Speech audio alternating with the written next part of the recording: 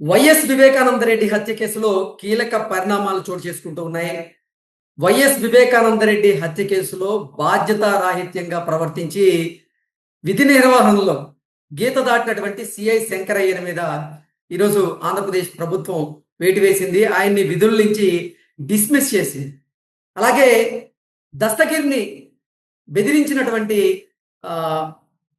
ప్రకాష్ గారి మీద కూడా చర్యలు తీసుకుంటూ ఉంది. ఇప్పటి వరకు ఐపీఎస్ల మీద వరుస చర్యలకు పాల్పడుతున్నటువంటి కూటమి ప్రభుత్వం ఇప్పుడు కింది స్థాయి అధికారుల మీద కూడా చర్యలు తీసుకునేందుకు సిద్ధమైనటువంటి నేపథ్యంలో అసలు వైఎస్ వివేకానంద రెడ్డి హత్య కేసులో ఏం జరగబోతుంది అనేది మనం పూర్తి స్థాయిలో విశ్లేషణ చేసుకుందాం. ప్రస్తుతం మనతో పాటున్నారు ప్రముఖ రాజకీయ విశ్లేషకులు, ప్రముఖ సీనియర్ జర్నలిస్ట్ డివిఎస్ గారు. వారితో మాట్లాడతారు. సార్ నమస్తే. సార్ నమస్తే. వైఎస్ వివేకానంద రెడ్డి హత్య కేసులో సిఐ శంకరయ్య ఆయన్ని విధుల నుంచి ఈరోజు డిస్మిస్ చేస్తూ ఆంధ్రప్రదేశ్ ప్రభుత్వం నిర్ణయం తీసుకుంది. ఆయన విధి నిర్వహణలో భాగంగా బాధ్యతారాహిత్యంగా ప్రవర్తించి సాక్ష్యాలను తారుమారు చేసేందుకు కూడా ఆయన సహాయ సహకారాలను ఉపయోగించారని ఏకంగా ఆయన ముఖ్యమంత్రి గారికే నోటీసులు ఇచ్చేటువంటి ప్రయత్నం చేశారు. ఆయన గీత దాటినటువంటి నేపథ్యంలో ఆయన మీద వేటు పడడం జరిగింది. అలాగే దస్తగిరి ఎవరైతే ఉన్నారో దస్తగిరిని బెదిరించినటువంటి కేసులో ప్రకాష్ ఆయన మీద కూడా చర్యలు తీసుకుంటున్నటువంటి నేపథ్యంలో ఏంటి సార్ అసలు నిజంగా ఇప్పటి వరకు కూటమి ప్రభుత్వం కొంతమంది ఐపీఎస్ల మీద చర్యలు తీసుకోవడమే మనం చూసాం. ఇప్పుడు కింది స్థాయి అధికారులను కూడా జల్లెడ పడుతూ వారు చేసినటువంటి తప్పులకు గాను వారి మీద చర్యలు తీసుకుంటూ ఉంది. దీన్ని ఎలా చూడాలంటారు? స్వచ్ఛాంధ్రానా? ఓకే, ఏంటి మొత్తం ఊడి చేస్తున్నారా? ఈ చెత్తనంతా ఈ ఊడి చేసే క్రమంలో అదే ప్రక్షాళన, ఇది అధికార యంత్రాంగాన్ని ప్రక్షాళన చేయటం, అటు ఉన్నత స్థాయి నుంచి మరి దిగువ స్థాయి వరకు మనం చూసాం. ఐపీఎస్లు చాలా మంది సస్పెండ్ అయ్యారు. అసలు అప్పట్లో విమర్శ జగన్మోహన్ రెడ్డి పాలనలో ఏది ఐపీఎస్ ని జేపీఎస్ గా చేశారని, అంటే జగన్ పోలీస్ సర్వీస్ అయిపోయిందని, లేకపోతే ఐపీసీని జేపీసీగా మార్చారని, ఇండియన్ పీనల్ కోడ్ కాస్త జగన్ పీనల్ కోడ్ అయిందని, అసలు రకరకాలు ఏదో రాజారెడ్డి రాజ్యాంగం అని ఎంత చెడ్డ పేరు తెచ్చుకుంది ఏది పోలీస్ యంత్రాంగం. మనం చూసాం పిఎస్ఆర్ ఆంజనేయులు, ఆ కాదంబరి జత్వాని కిడ్నాప్ దగ్గర నుంచి అంటే అసలు అతను ఏ విధంగా ఏది మొత్తం కింద స్థాయి వరకు యంత్రాంగాన్ని ప్రభావితం చేశాడు, తను గుప్పిట పట్టాడు. ఆయన అరెస్ట్ అయ్యి జైలుకి కూడా వెళ్ళినట్టున్నారు. ఏది degree కావాల్సినాడు PSR Anjaneyulu.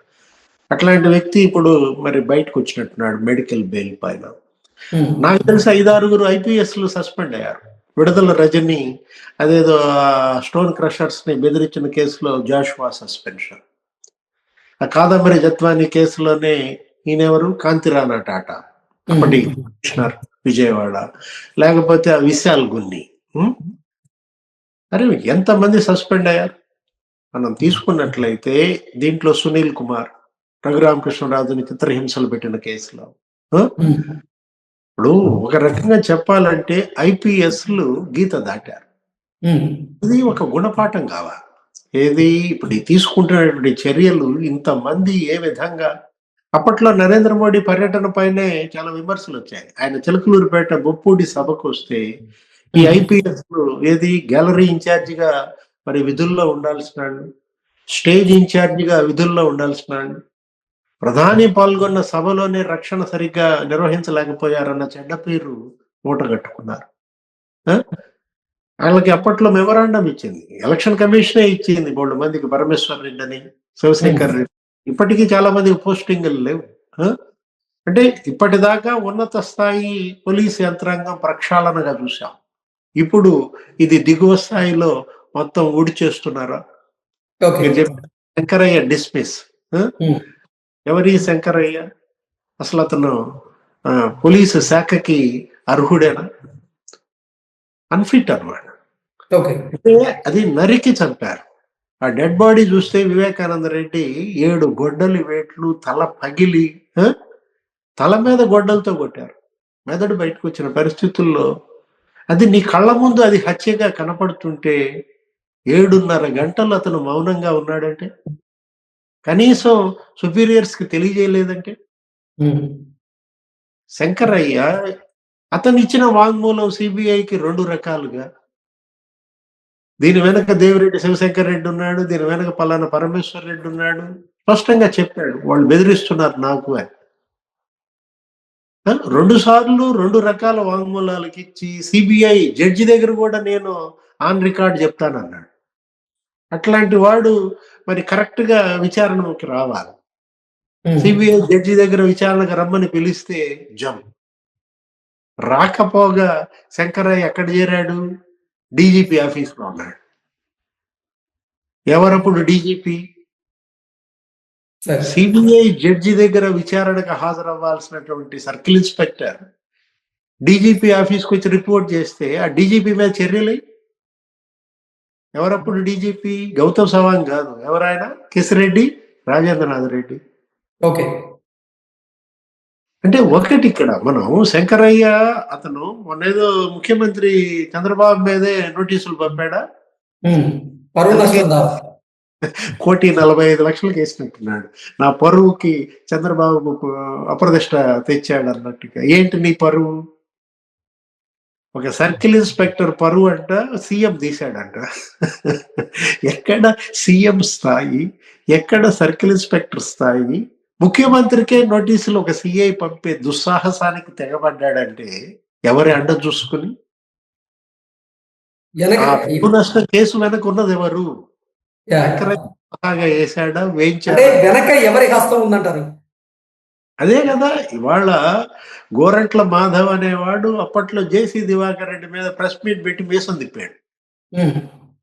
ఆయనేది police officers association president గానే ఏదో ఉండేవాడు గోరంట్ల మాధవ్. జేసీ దివాకర్ రెడ్డి వాళ్ళ మీద ఏంటి, ఆయన ఎంపీగా ఉన్నాడు ఏమో, మీసం తిప్పి ఏంటి తొడగొట్టినంత పని చేశాడు ఈయన ప్రెస్ మీట్ పెట్టి పోలీసులను అంటావా అంటూ. నచ్చింది జగన్మోహన్ రెడ్డికి, వీడు పనికి వస్తాడు అనుకున్నాడు. ఏం చేశారు? అతనికి ఎంపీ టికెట్ ఇచ్చాడు. ఇప్పుడు శంకరయ్యకి ఎంపీ టికెట్ ఇస్తాడా? ఇప్పుడు కాబోయే వైసీపీ ఎంపీ అభ్యర్థి శంకరయ్య ఎక్కడిస్తారు? కడపిస్తాడా? అక్కడ అవినాష్ రెడ్డి పోటీ చాలా ఉంది కదా సార్. అంటే ఒకటి ఇది ఒక గుణపాఠం అంటోంది. అదే ఏది, మీరు పోలీస్ శాఖలో చేరింది దేనికోసం? నేరస్తుల కొమ్ము గాయడానిక? కళ్ళ ముందు ఆధారాలు తొలగిస్తుంటే, రక్తపు మరకలు తుడి చేస్తుంటే 2 లీటర్ల బ్లడ్, అరే శవానికి వాళ్ళు కట్లు కడుతున్నారు, కుట్లేస్తున్నారు, పెర్ఫ్యూమ్ జల్లుతున్నారు, పూలు జల్లుతున్నారు, పంపించేయాలని చూస్తున్నారు అంత్యక్రియలకి. నువ్వేంటి విగ్రహం లాగా చూస్తున్నావా? డిస్మిస్ కాదు, దీన్ని ఇంటరాగేట్ చేయాలి, కేసు పెట్టాలి. హంతకుల కన్నా డేంజర్ వీళ్ళు. హంతకులను కాపాడే అధికారులు హంతకుల కన్నా ప్రమాదకారులు. లేకపోతే అతనున్నారు, మీరెవరా, ప్రకాష్ దస్తగిరి జైల్లో doctor Chaitanya Reddy medical camp అంటూ వెళ్తాడు. జైల్లో మెడికల్ క్యాంప్ పెట్టాలంటే ఆ గ్రామంలో, ఆ టౌన్లో, ఆ నగరంలో ఒక బాగా అనుభవజ్ఞుడై ఉండాలి. 25-30 ఏళ్ళు వైద్య వృత్తిలో ఉండాలి. ఆ హాస్పిటల్కి రమ్మని పిలుస్తారు. కానీ నిన్నగాక మొన్న ప్రాక్టీస్ పెట్టినాడిని అతనికి మెడికల్ క్యాంప్ పెట్టమని పర్మిషన్ ఇచ్చావా? అతను వచ్చింది మెడికల్ క్యాంప్ పెడతానిక, ఈ బెదిరింపుల క్యాంప్ పెడతానిక? ప్రలోభాల క్యాంప్ పెట్టాడు. ఏది, దేనికేమో మెడికల్ క్యాంప్ ముసుగులో వచ్చాడు, అక్కడికి వెళ్ళి బ్లాక్ మెయిలింగ్ క్యాంప్ అనమాట. దస్తగిరి బ్యారక్ లోకి చైతన్య రెడ్డి వెళ్ళాడు అని చెప్పి ఎవరు చూస్తున్నారు? ఆ బ్యారక్ ఎదురుగా ఉన్న బీటెక్ రవి చెప్పాడు. వేరే కేసులో అరెస్ట్ అయి బీటెక్ రవి ఉన్నాడు అదే జైల్లో. చైతన్య రెడ్డి మా బ్యారక్ దగ్గరికి రావడం ఏంటి, ఆ ఎదురుగా దస్తగిరి దాంట్లోకి వెళ్ళడం ఏంటి అని అతను ఆశ్చర్యపోయి అతనే ఇచ్చాడు వాంగ్మూలం. దస్తగిరే చెప్పాడు కదా నాకు 20 కోట్లు ఆఫర్ ఇచ్చాడని.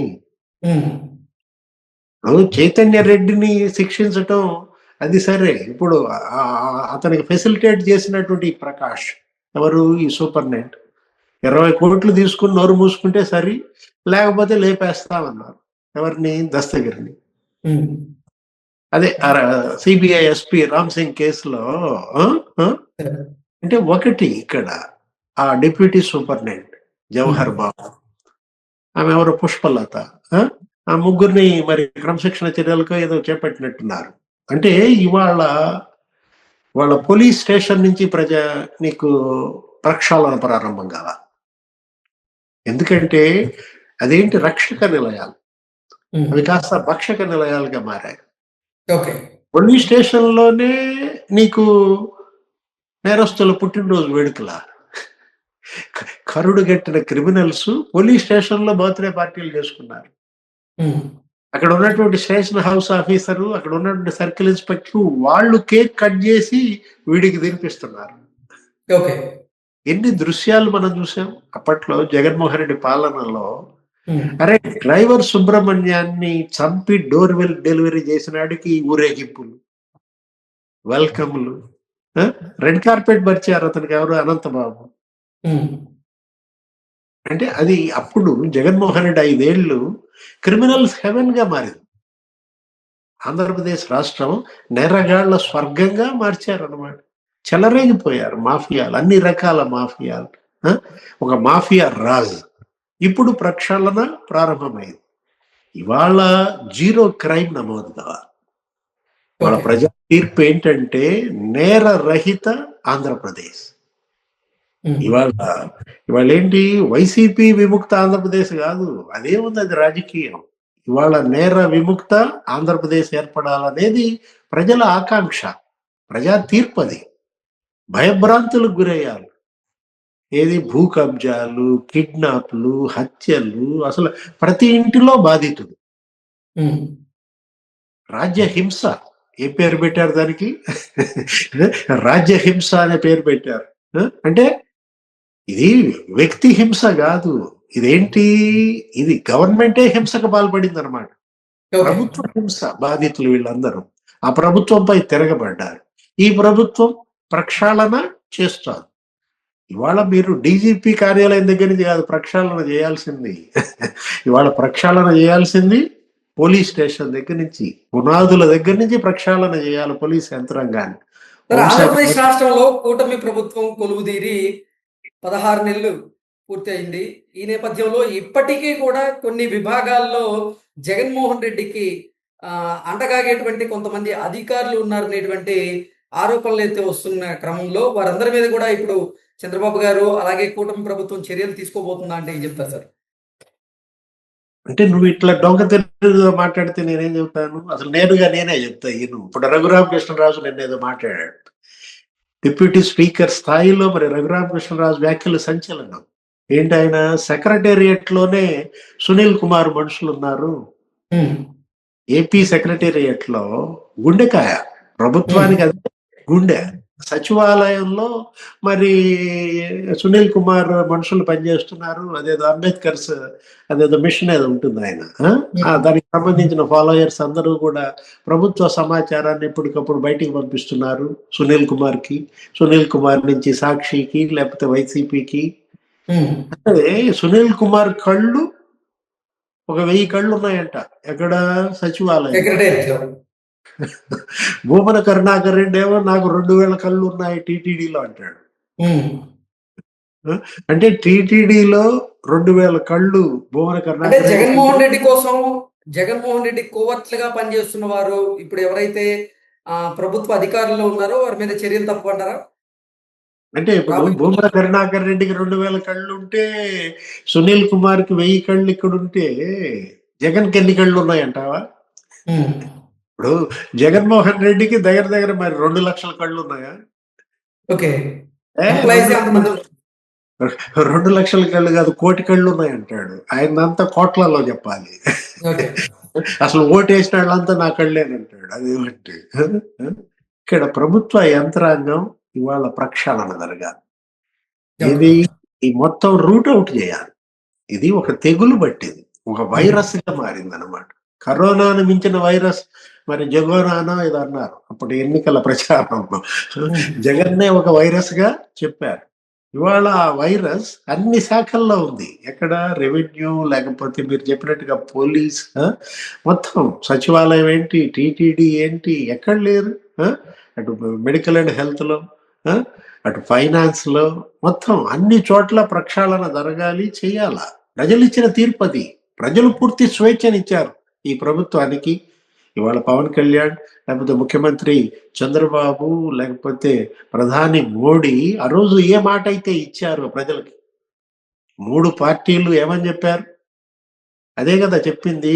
నేర రహిత రాష్ట్రంగా ఆంధ్రప్రదేశ్ మారుస్తామన్నారు. మాఫియా రహిత రాష్ట్రంగా చేస్తామన్నారు. మాఫియా రాజుపై పోరాటం అన్నాడు ఎవరు? మోడీ. ఉమ్, ఆ? ఇప్పుడు మనకి అప్పట్లో తెలిసింది 4 మాఫియాలు: land mafia, sand mafia, wine mafia, mine mafia అనేవాడు. ఏదో ఉమ్, రిధం రాజశేఖర రెడ్డి టైంలో. అంటే అసలు ఈ మాఫియా రాజుకి బీజం పడింది ఆయన టైంలోనే. ఓకే ఇది ఒక వటవృక్షంగా, విషవృక్షంగా మారిన పరిస్థితుల్లో మరి సాధ్యమేనంటావా? ఓకే ప్రయత్నం మాఫియా చేస్తున్నారు కదా సార్, చూద్దాం. ఆంధ్రప్రదేశ్, ఆ? ప్రజా తీర్పు, ప్రజల ఆకాంక్ష, మరి మాఫియా విముక్త ఆంధ్రప్రదేశ్ ని తీసుకురావాలా. Okay okay sir, thank you so much. Um?